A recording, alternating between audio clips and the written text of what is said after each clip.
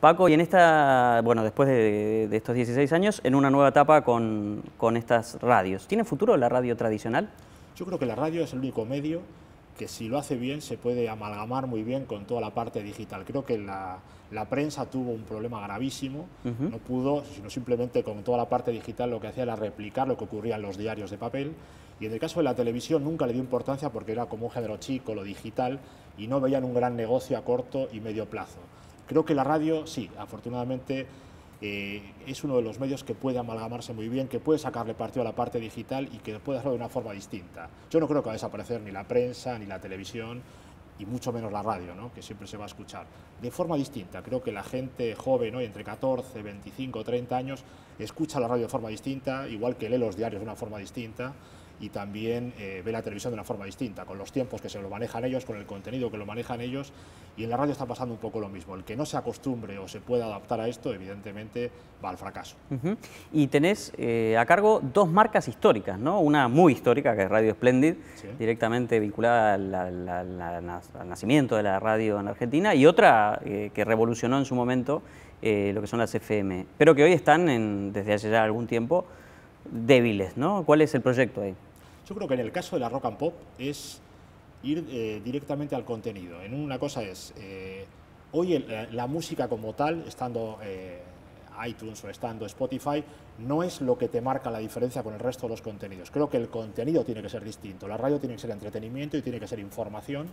Y luego también en el caso de Splendid hay que volver un poquito al origen de lo que son las AMs. Las AMs están identificadas directamente con lo que es la información.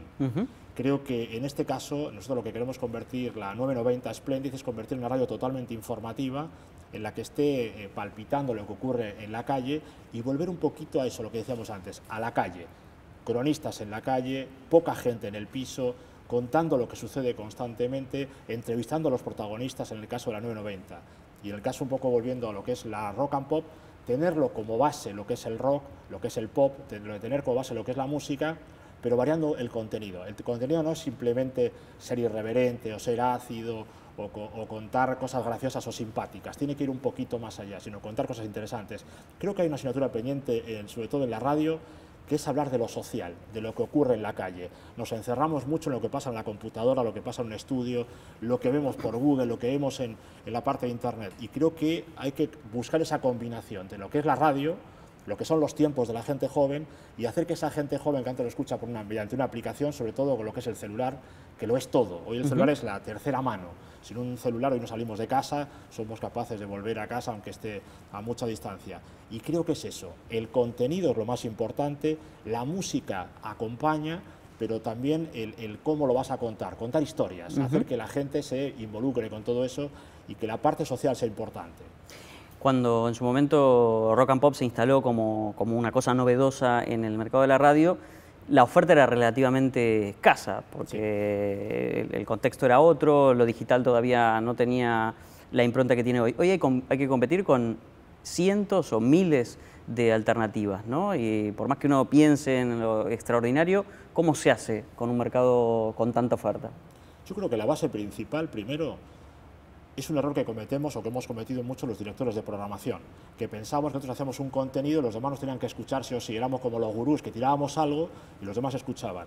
Y perdimos esa noción de escuchar qué está pasando. Perdimos el lenguaje de lo que ocurre en la calle, perdimos el lenguaje de la gente joven, no nos interesamos por qué piensan o qué quieren o qué necesitan o qué inputs tienen en el día de hoy, y pensábamos que era directamente como echarle al piste a los pollos, ¿no? a las gallinas. Y es al contrario. Tenemos que pararnos a escuchar qué consumen, qué ven, qué quieren escuchar, qué es lo que realmente les interesa, contarlo en un lenguaje que les interesa a ellos y empezar a volver a que esa gente, hoy ver un chico de 14, 18, 25 años que lea un diario es casi imposible, que escuche o que vea un programa de televisión es imposible, porque él maneja los tiempos y maneja los contenidos, se hace su propia grilla, su propia programación. Y en el caso de la radio lo mismo. Hoy la radio no es que alguien se pone en casa y pone la radio y se pone a escuchar, sino que directamente el lugar donde lo escucha es en el celular. Entonces, los tiempos son distintos, la capacidad de atención es distinta y la capacidad que tenemos para engancharlos es distinto. Por eso digo que lo más importante es el contenido y que pensemos en esa gente, en esos tipos de 14 a 30, 35 años que consumen de una forma distinta. Entonces, o nos paramos ante eso o los medios de comunicación, evidentemente, van a pasar una crisis todavía peor que la que está pasando, ¿no? ¿Y en qué momentos te imaginas ese consumo de radio? Porque hoy otro de los fenómenos, de las características que tiene nuestra cotidianidad es el multitasking, ¿no? La multipantalla, las tareas múltiples y sobre todo creo que por ahí el público joven es el que más afecta a esas 2 o 3 pantallas simultáneas o tareas simultáneas, ¿no? ¿Cuál es el lugar de la radio en el público joven? Yo creo que buscando la esencia de lo que realmente le interesa. Hoy la radio no tiene que basarse simplemente que alguien escuche la radio 1, 2, 3, 4 horas. No importa que escuche 10 minutos, pero que sean los 10 minutos cruciales de ese contenido que a él le interesa. Yo puedo hacer un programa de 9 a 12 de la mañana en el que ocurren las cosas en Argentina, en Buenos Aires, en cualquier ciudad. Ahora, ¿qué tengo que hacer? Meterle de tal forma tales contenidos que luego con la parte digital lo que le voy es informando, metiendo en la cabeza qué contenidos hay interesantes que a él le puedan servir y que luego él los escuche. No importa que sea entre las 9 y las 12, que sea a las 12 y cuarto, a la 1, a las 2 de la mañana. ¿Te imaginas una radio más podcast que...? Exacto. Yo me imagino una radio hecha en vivo, in situ, con lo que está ocurriendo y luego que la persona lo consuma cuando quiere. Pero tengo que darle los ítems para que él directamente vaya viendo qué le interesa. Y cuando él lo decida, él lo va a consumir. Dice, bueno, me interesa esto, esto, esto y esto. Yo, es más, me imagino también una televisión en la cual yo me hago una grilla y digo, bueno, entre 9 y 10 veo Telefe, entre las 11 y las 12 Canal 13, luego Nat Geo, o luego consumo Fox. Eso es lo que hace la persona hoy. Por eso cuando hablamos de aire o cable, no existe ni aire ni cable. Simplemente hay señales y hay contenidos. Y la gente lo que hace es consumir lo que quiere. Ya no importa si estás en el 747, te lo consume igual. Y en el dial pasa lo mismo. No es como antes que ponías un dial y te quedabas ahí. Yo tengo que hacer que esa persona sepa que a tal hora hay tales contenidos y que yo en lo digital le voy a mandar directamente o por Facebook o por Instagram o por Twitter o por lo que sea, lo que él necesita para que luego él lo capture cuando quiere y lo escuche cuando quiera.